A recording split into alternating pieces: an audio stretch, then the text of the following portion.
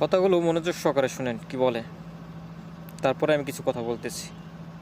দেখবেন যারা ইসলাম ধর্মের ভাই বন্ধু রয়েছে তারা প্রত্যেকে মসজিদে যায়, সারাদিনে 5 বার নামাজ পড়া হয়, যে কোনো একবার হলেও তারা যায়, যেতেই হয়। আর মসজিদে যাওয়ার সময় হাতের এই পর্যন্ত ধুয়ে নেয়, পা ধুয়ে, চোখ মুখ ধুয়ে, মুখে জল দেয়, কনুইটা ধুয়ে, একে অজু করা বলে ওনাদের ভাষায়, অজু।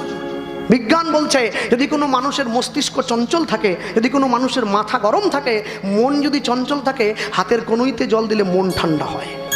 তারা জানে আল্লাহকে ডাকতে গেলে, খোদাকে ডাকতে গেলে, পীর পয়গম্বরকে ডাকতে গেলে আগে মন ঠান্ডা করতে হবে, তারপরে গিয়ে মসজিদে বসতে হবে।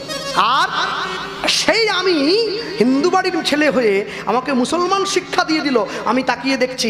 আমি যখন মন্দিরে যাই, আমি ভগবানকে প্রণাম করার জন্য যাই না, আমি মন্দিরে গিয়েছি কেন জানেন? রাগ করবেন না কেউ, আমার যে ছেঁড়া চুরিটা পরে গেছি ওটা রেখে দিয়ে ভালোটা কার আছে পরে পালিয়ে যাও। আমার লক্ষ্য মন্দিরে গিয়ে জুতো চুরি করা, আর তার লক্ষ্য মসজিদে গিয়ে ভগবানকে ডাকা। তাহলে শিক্ষা কোথার থেকে পাবো? একজন হিন্দু বাড়ির পণ্ডিত হয়ে, সে এত কিছু বোঝে, সে আমাদেরকে বুঝাইতেছে। তো আমরা মুসলিম হয়ে এই জিনিসটা কেন বুঝি না? আমরা মুসলিম হয়ে কেন 5 ওয়াক্ত নামাজ পড়তে পারি না? আমরা মুসলিম হয়ে কেন আল্লাহকে স্মরণ করতে পারি না? এটা কেন বুঝি না আমরা?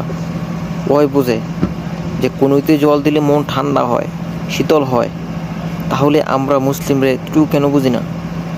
এই যে রমজান মাস যাচ্ছে, এই যে রমজানের আজকে সৌদি আরবে 17 রোজা চলে গেল, বাংলাদেশ 16 রোজা চলে গেল, ঠিক আছে? এই 16 রোজার ভিতরে গিয়ে দেখবেন যে অনেকেই আছে যারা কিনা দেখবেন যে সাইজ তুলে বসে চা খাচ্ছে মনের আনন্দে, সিগারেট খাচ্ছে মনের আনন্দে।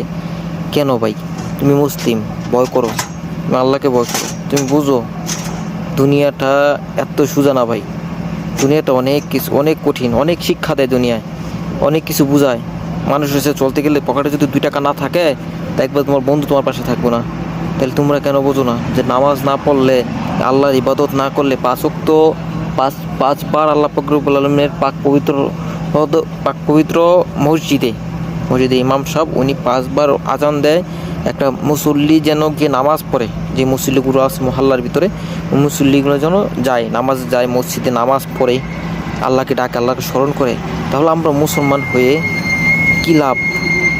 কী লাভটা আমার বুঝান? যদি 5 ওয়াক্ত নামাজে নামতে পারি, আল্লাহর হুকুমগুলো পালন করতে পারি, কী লাভ ভাই? একটু ভয় করেন। রমজান মাস একটু বোঝেন। রমজান মাস হচ্ছে পরিবর্তন হওয়ার মাস। রমজান মাস হচ্ছে শান্তির মাস। রমজান হচ্ছে যে বুঝার মাস। একটু বুঝেন ভাই, দুনিয়াটা তো সোজা না।